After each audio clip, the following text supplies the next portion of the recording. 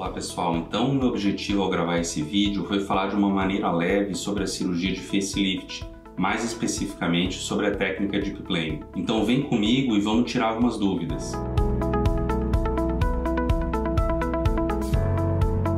Apesar do surgimento de muitos procedimentos que a gente chama de minimamente invasivos, muitas pacientes chegam aqui no consultório dizendo que já estão cansadas de fazer botox, de fazer preenchimento ou de fazer outros tratamentos sem obter aquele benefício desejado. Outras pacientes também falam que não gostam muito daquela estética de rosto volumoso e também gostariam de um tratamento que tivesse mais durabilidade. E você sabe quando a gente bota a mão no rosto e puxa levemente para cima e gosta do resultado? Esse é justamente o modo de ação do facelift Deep Plane. Então, dessa forma e nessa cirurgia, não há um aumento de volume do rosto, mas sim um reposicionamento das estruturas. Além disso, a gente também sabe que muitas vezes, se a gente somar tudo que é gasto com procedimentos menos invasivos, a gente acaba até passando o valor investido em uma cirurgia. Então, antes de falar um pouquinho sobre o procedimento, eu gostaria de contar como é que é o envelhecimento facial ao longo dos anos.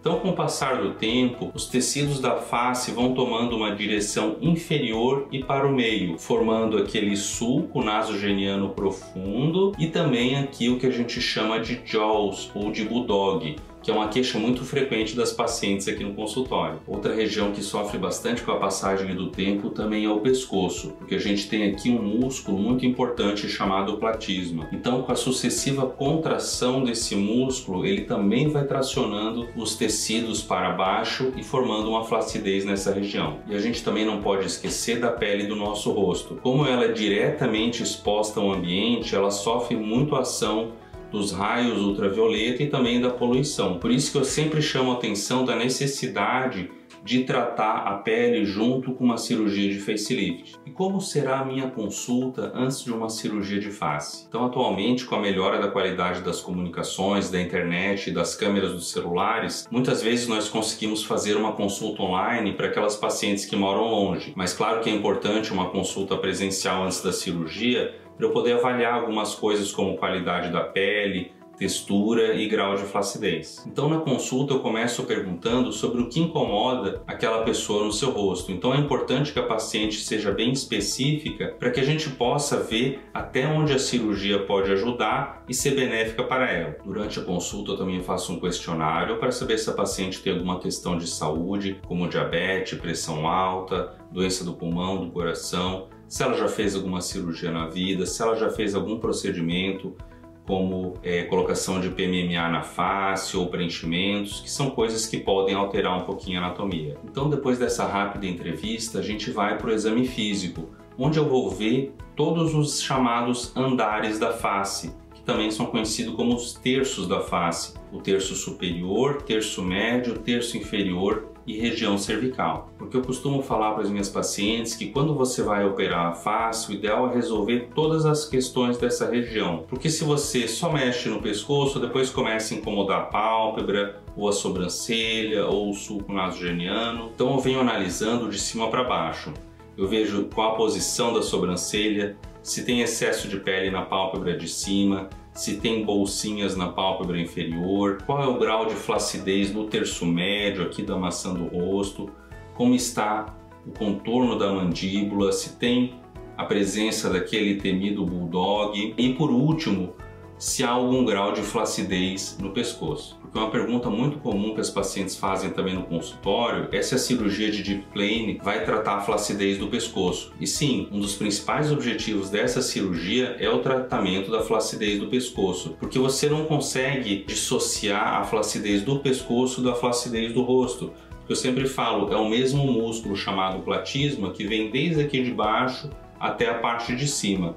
Então, quando você vai tratar a flacidez, por exemplo, da mandíbula, o ideal sempre é tratar o pescoço junto. E quais são os exames que a gente precisa antes de fazer uma cirurgia de facelift? Bom, então isso vai depender da idade e da condição de saúde dessa paciente. Na grande maioria dos casos, a gente vai precisar de um hemograma, um exame de sangue, um coagulograma, que testa a capacidade de coagulação, e um eletrocardiograma para ver a questão do coração. Esses são exames que você consegue geralmente fazer ali de uma semana para outra, eles saem bem rápido. Se a paciente já possui esses exames prontos, eles geralmente podem ser aproveitados para a cirurgia, desde que eles estejam dentro da validade. Para exames de sangue, a validade é de 6 meses. Para exames de imagem, como radiografia ou eletrocardiograma, essa validade geralmente é de 1 ano. Então isso que eu vou falar é muito importante. Se você está pensando em fazer uma cirurgia de facelift, eu sempre peço para que não tome um tipo de remédio, que são os anticoagulantes. Dentro dessa classe de remédios, a gente pode falar da aspirina, AS, melhoral infantil,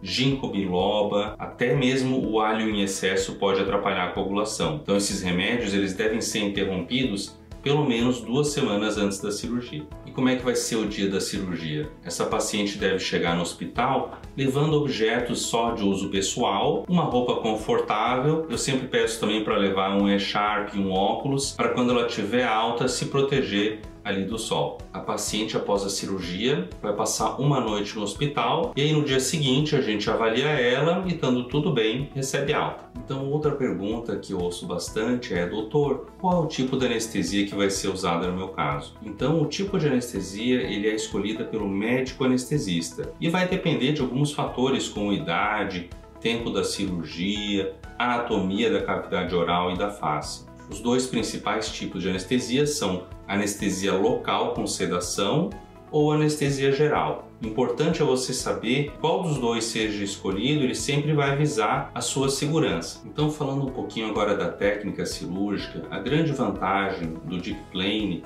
é que a gente vai liberar os ligamentos que costumam prender a face. Não adianta simplesmente a gente tirar e puxar a pele. Embora seja algo muito mais simples, não vai trazer um resultado natural nem duradouro. Então, na cirurgia, a gente também começa geralmente de cima para baixo.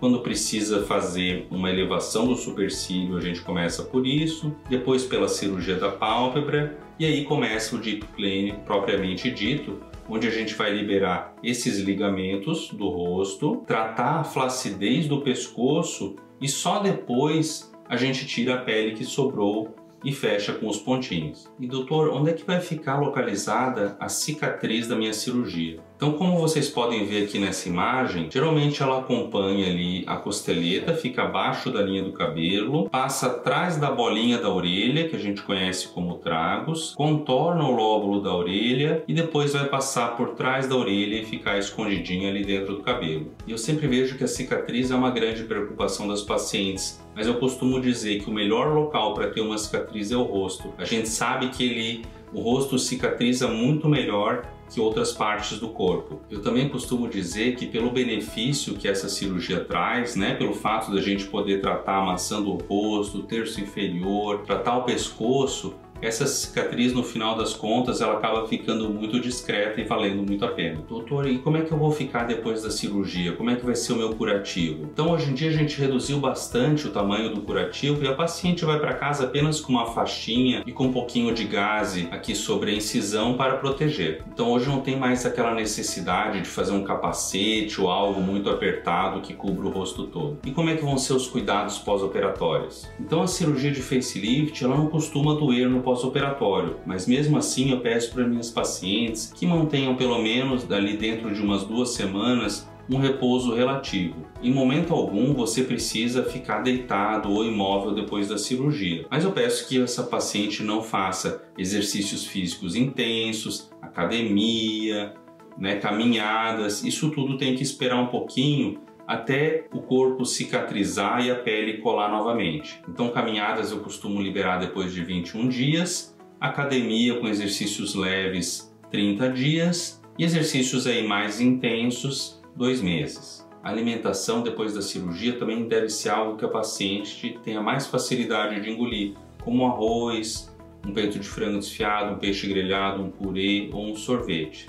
Também é importante que a pessoa não se exponha diretamente ao sol, caso tenha ficado alguma região roxinha ou amarelinha, para que não venha manchar a pele. E doutor, eu posso fazer algum tratamento de pele junto com a cirurgia? Como eu havia falado antes, eu acho que a cirurgia é o momento ideal para a gente também associar algum tipo de tratamento para a pele, porque muitas vezes não é só a flacidez que incomoda, mas a gente também tem ruguinhas finas, poros abertos e também manchinhas causadas pelo sol. Então, nesses casos, eu costumo indicar o laser de CO2 para fazer durante a cirurgia, porque às vezes não é só a flacidez que chama atenção, mas também rugas finas, poros dilatados e manchinhas causadas pelo sol. A grande vantagem é que, como a paciente já vai estar anestesiada, ela não sente aquele desconforto causado pelo laser. Depois da cirurgia, também é importante que essa paciente faça uma manutenção do resultado. Eu costumo indicar também a aplicação de lasers no consultório para manter a qualidade da pele. Também é interessante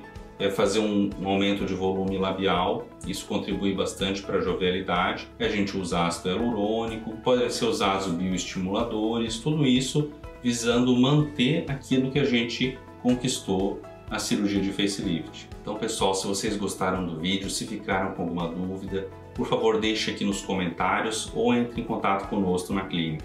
Obrigado!